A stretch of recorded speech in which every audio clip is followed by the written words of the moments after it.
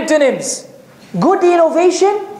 The Prophet ﷺ said, every newly introduced matter is an innovation. Every innovation will lead you astray, and that which is astray is going to the fire. Then the people come after. He said, they say, but there's good innovation. Ajib. Ajib. Amazing. I don't understand. I'm not a scholar, but there are some scholars who hold this position. Sometimes I wish I could go into their brain and see really what were they thinking when they said there's good innovation. What was going on in their mind? Were they sincere? Or were they something else? I'm sure some may have been sincere and made an error, but this is a grave error. Kullu man alayha fan. Does that mean that some of the people on earth will perish and others will remain? Or does it mean everyone will perish? It means everyone. Kullu nafsin dha'iqatul maut. Every soul shall taste death. Does that mean that some people will die or everyone? Everyone. Kullu bid'atin dalala. Every innovation will lead astray. Does that mean that some or all? All. How can they say there's good innovation? Allah al-musta'an. They say we are encouraging the people to follow. That's a more amazing one.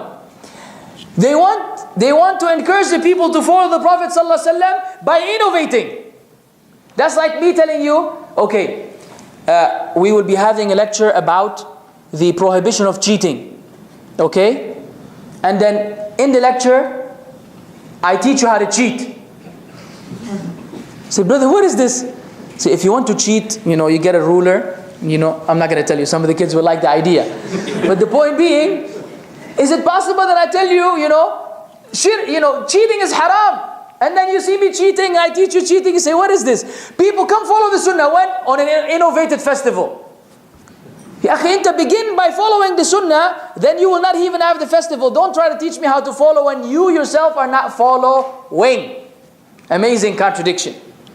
They say, we want to encourage the people to read his biography, sallallahu alaihi wasallam. Only on that day?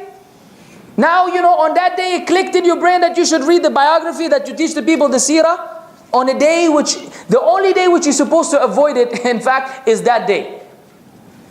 We should read the seerah and be familiar with the Prophet ﷺ's life every day of our lives to the best of our ability with our shortcomings, not on a particular day. So these are the refutations. Okay. And that should be enough. If you have family members that celebrate this, advise them. There are many articles written, many books addressing this issue. You don't even need this lecture. This is for those who love to watch DVDs. But for others, there's written material that would really clarify it. If someone insists afterwards, Allah al-musta'an. Allah al-musta'an. But never ever attend a mawlid, whether you are invited or whatever the situation may be. This is something that we do not engage in any way, shape or form. Even if the people only came together and read some from the Rahiq al-Makhtum, the sealed nectar, this is still an innovation. Because we're trying to gather on a day which the Prophet ﷺ did not make it, he did not prescribe it. Furthermore, and amazingly, there are 7 different opinions about when the Prophet ﷺ was born. The 12th of Rabi' al-Awwal, the 13th, the 17th, the 19th, and the 7th. And there isn't any narration which favors one over the other, except some ulama made that favoritism. But the principle is, we all agree that he died on the 12th of Rabi' al-Awwal, but there's no agreement he was born. So now people are really celebrating his death, not his mawlid, because we cannot say for sure that he was born on that day. Isn't that amazing? This is a sign for people who understand. This is a sign for people who celebrate the mawlid, that Allah decreed that his date of birth will not be confirmed authentically. But subhanallah. طيب. Shabbi Barat. Did I say it right?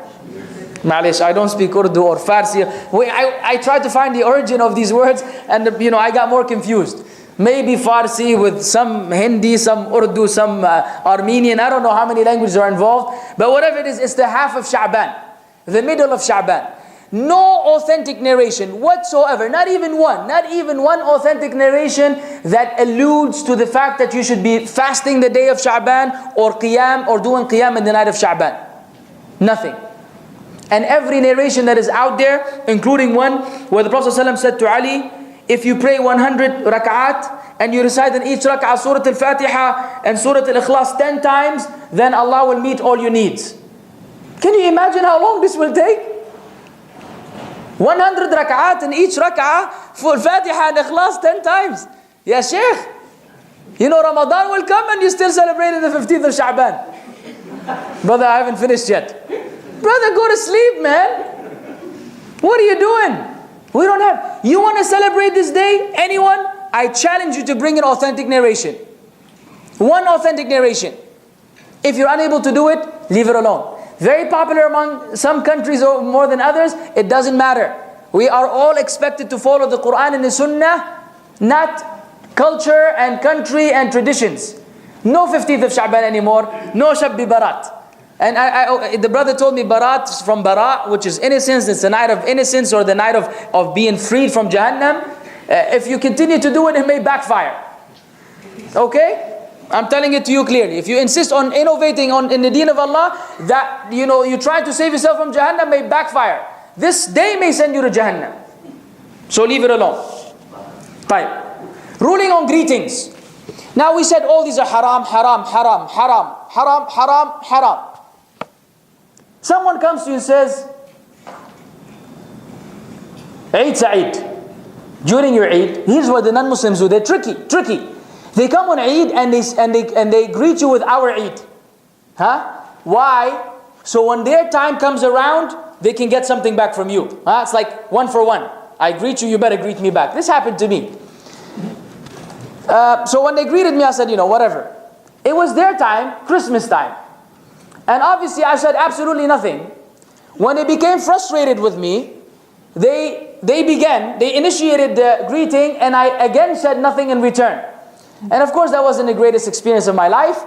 I'm not going to tell you what happened afterwards. It wasn't very good. But the bottom line is that this was one of the tough situations. But how do we really do it? It's tough. You have a neighbor, he's nice to you, he's kind, you give him da'wah to Islam. He sees you on Eid al-Adha, he says, Happy Eid. Then on Christmas he says, Merry Christmas, and you're like, I want to say it, so I can, I don't believe in it, but, just to keep him close. But, you really can't say it.